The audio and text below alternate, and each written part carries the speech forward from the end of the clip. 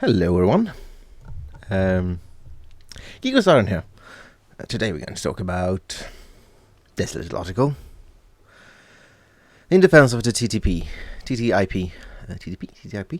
Anyway, my role as a trade commissioner by Cecilia Malmström, published today, 29 minutes ago, the Thursday the 15th of October 2015 or 2015 10/15. Anyway, let's talk about this article here. First off, let's talk about. I'm going to post a link to it in the description below, so check it out. Read a little bit of it. When I became trade commissioner, I wanted to start fresh on the TTIP. You didn't. You kept the name. You all kept the name. You didn't start afresh. You have the same people on the other side of the table and all of that. You should have just thrown it out and given it a new name at least. That's just sloppy. I continued to meet and listen to all interest groups, including TTIP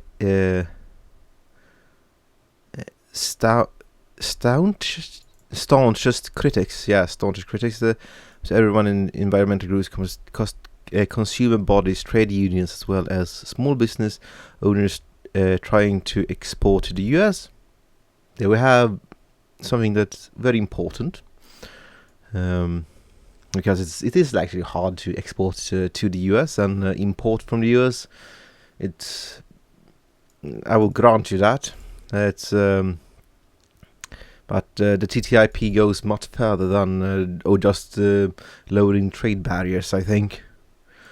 It's investment thingy, investment costs and all that. That just doesn't. Of course, you say it's going to be transparent. We're going to come to that later. Only this week I met human rights organizations in Tunisia to discuss trade. Next week I'm discussing our policies with a wide range of civil society representatives from all over Europe. In the same spirit, I meet Mr. Hellery in February in Brussels at various events. This doesn't actually say anything. You just say that you meet people.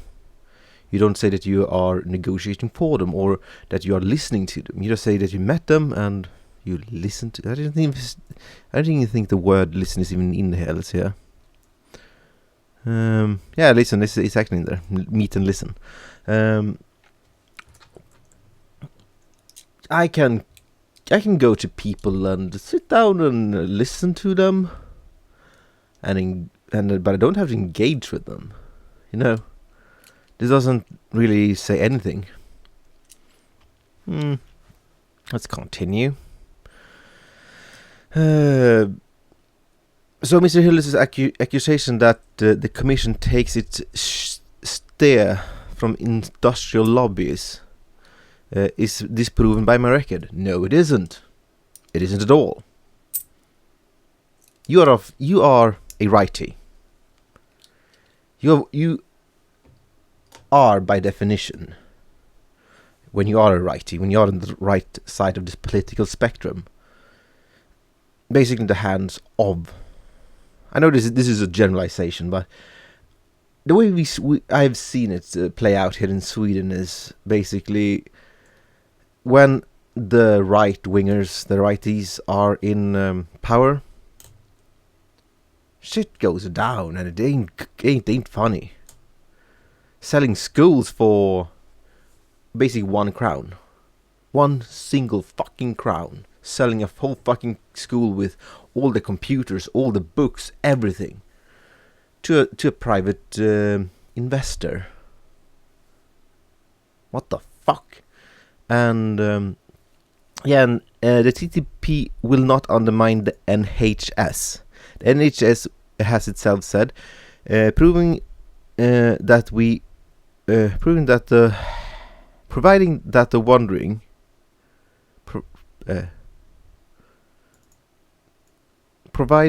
the wording is sufficiently watertight. Nothing in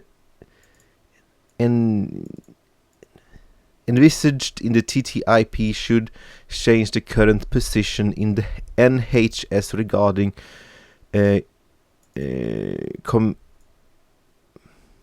commissioning of public funding health services. That's not what many people are afraid of. It's a buyback. How should a government act when they want to buy back a hospital or a part of or a service that ain't sufficiently provided for by a public or a private firm or private company? That's what many people are afraid of, because in Europe there was lots of water companies. I don't really know if this is true. I read it somewhere in my Google Plus feed a long time ago. Take it with a pinch of salt, is what I'm going to say here. That lots of water companies, municipal water companies, were sold off to private interests, and then they were bought back by the municipalities because the private companies couldn't really do the service that they were supposed to provide. And the argument is that I haven't read the TTIP because there isn't anything to read about it, and I would expect it to be a little bit too thick to even try to read. The problem is that many people see that the TTIP would hinder buybacks, would hinder the privatization of healthcare or waterworks or any kind of service. Deprivatization should be possible. And if you can't protect that, Cecilia, then the TTIP will not work. Carrying on. We learned from the debate, for instance, following the criticism of the investor-state dispute settlement system used for earlier trade deals, I propose to drop it and create a new transparent investment court system. You just rebranded the same thing twice. It's nothing new. And what does it mean? Is it transparent? Nothing. I can say that my piano is transparent when it isn't. It's just words. The problem is that who's going to fund this? Is it the EU? Is it the US? I don't think anyone would like to fund this system. Not if they can't get full control over it. That's the problem. We already have municipal courts. We already have county courts and state courts and city courts and all of that. We already have all of these fucking systems in place. We don't need another fucking layer of courts. Carrying on.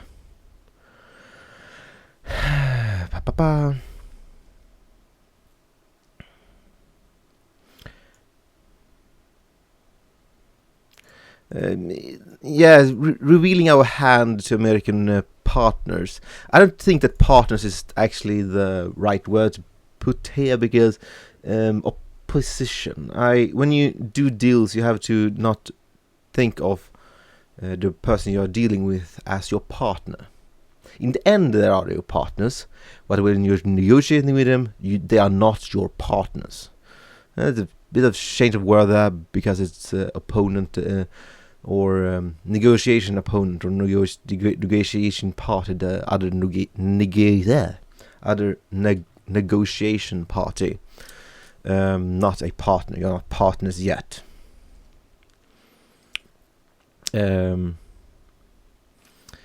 Yes, the TTIP will remove a whole range of trade barriers. Yes, But why do we need the courts? Why do we need all these extra things? You can basically put down a you have to, if you are to deal with the US, we have to understand that the EU has more net worth than the bloody US. That's the way it is. We shouldn't be crawling to them. They should be fucking crawling to us. We should have the upper hand, not them. You shouldn't bow down to the US, Cecilia. You should point out that we have more net worth. We have more resources. Of course, we have a different political system, political and legal system here. That is also a problem, because if the legal system in the US ain't harmonized with the court system or the harmonized, idealized version of a court system that many people think we have in the EU, which is debatable. I don't think we have it. I don't know.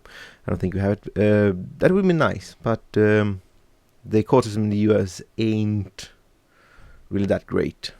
And what we need to do is basically we need to think about this, because I don't think that when a trade treaty basically consists of more than 10 pages and 100 pages of appendices, then it's too long. You can't have a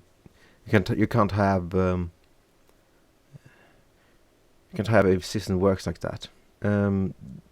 Yes, it is a problem, because as pointed out here in the comments, that if you are to export to the US or export to the EU from the US, it's a fucking mess.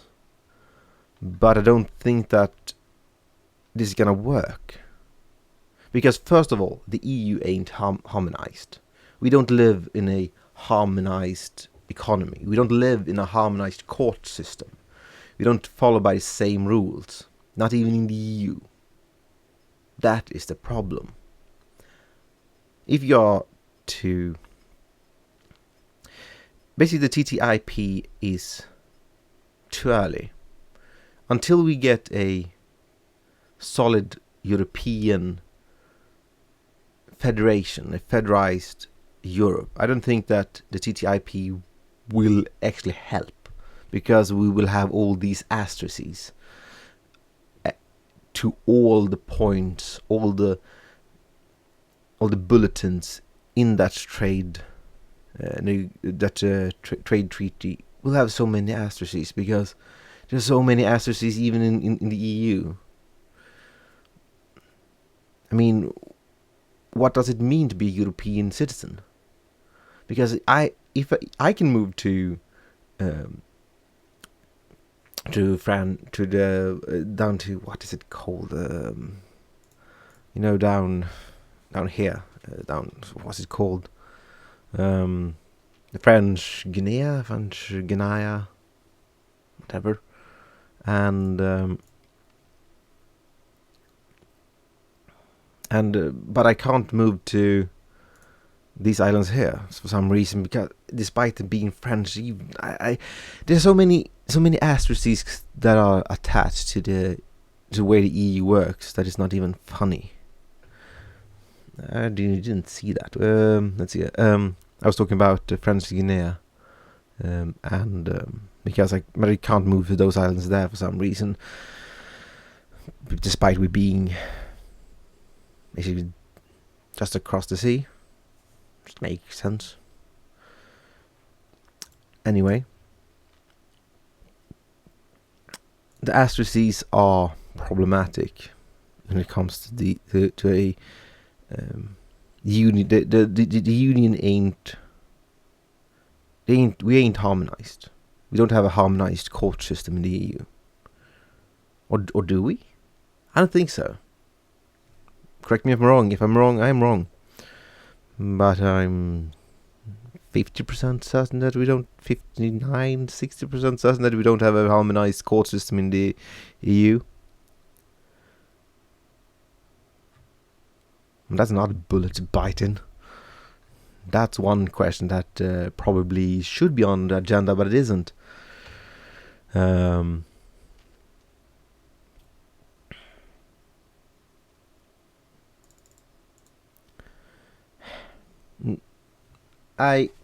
Cecilia.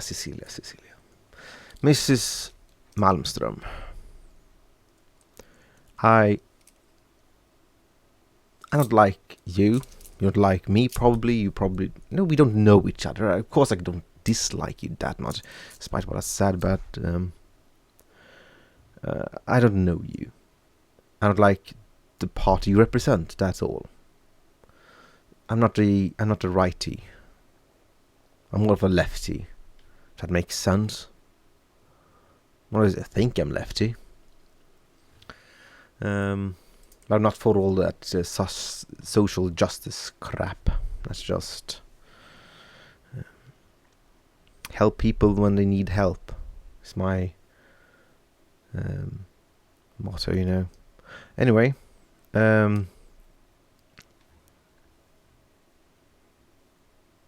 I hope that Cecilia will... Another question that really echoes with someone like me, because I'm a technologist. I like my technology. I like my internet. Is that the protection of the internet? If that can't be guaranteed in the TTIP, if you can't guarantee that companies don't have the right to pull down websites, if we don't, without a court ruling, because if you don't have a court ruling, that's also a problem, because we don't have a unified court system in the EU. We can't really, because there's so many problems with a trade treaty with the EU. You don't even know. You don't even know. I'm not talking to you, Cecilia. I'm talking to my viewers, because if you think about it, we ain't harmonized. We ain't one country. We ain't one unanimous people, despite we should be.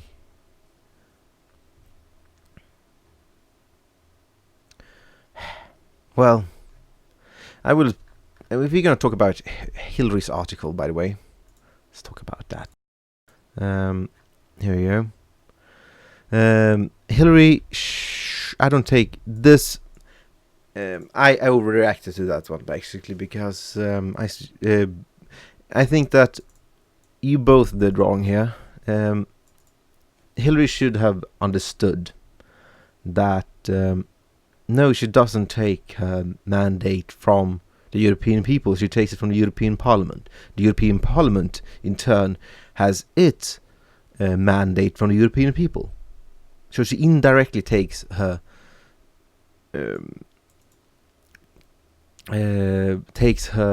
mandate from the European people, not directly. That is probably the confusion here.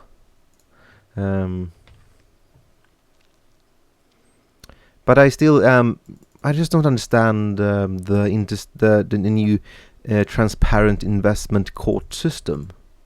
What is that? How would that even work? Who pays for it? Who runs it? Where is it placed? Is it placed in, I don't know, Gambia? Or some other place where we don't really have any, political. Because if you can't place it anywhere in Europe, you can't place it anywhere in the US, you can't place it anywhere in the EU, including the Asteroids Isles. That because We can't place it anywhere like here or here or Europe. You can't place it anywhere. You have to place it basically in Australia or Japan or something if you don't want to have any sort of bias. That's not gonna happen, is it? We already have courts. Let's use them. We already have municipal courts. We already have courts, Supreme Courts, and what bloody hell. That is what we have. You don't need another court system that is separate from the harmonized. You don't have harmonized. The so-called harmonized court system in Europe. I don't know. I think that we will have to see, because if we can get drafts, I mean, the problem with the make draft text available online, because you don't know who, if you can't provide transcripts of all the meetings, every person who sat at the meeting, every person who has any form of bias in any sector that is discussed, they should be mentioned, where they're from, what organization they're from, where they work and where they have worked. Because people move around, and they take the biases with them. I mean, look at the guy who took over Nokia. He was basically, he quit his job at Microsoft and went directly, I don't know if it went directly, but he worked for Microsoft and went to Nokia and basically shut that company down. He burnt it. And you don't want people who say they are representing something when they really don't, because they already have their own biases, their own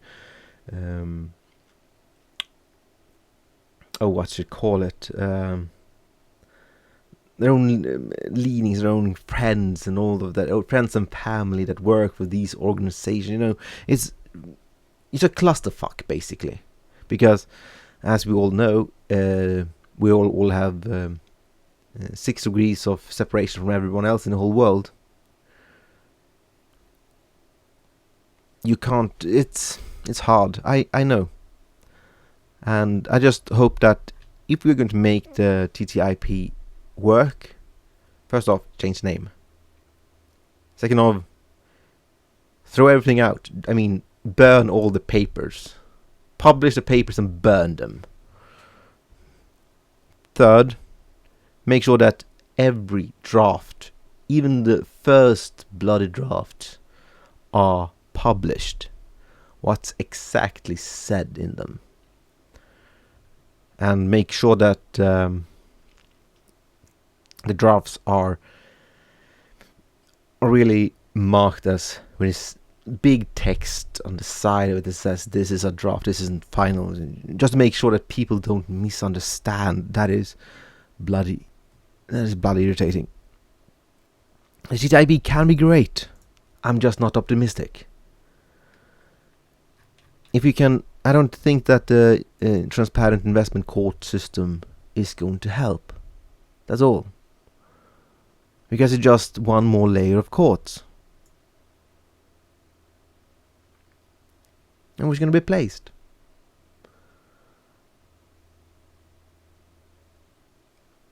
I think Europe really needs to, because we are not partners. We're not American partners. We are their negotiation enemy, so to say.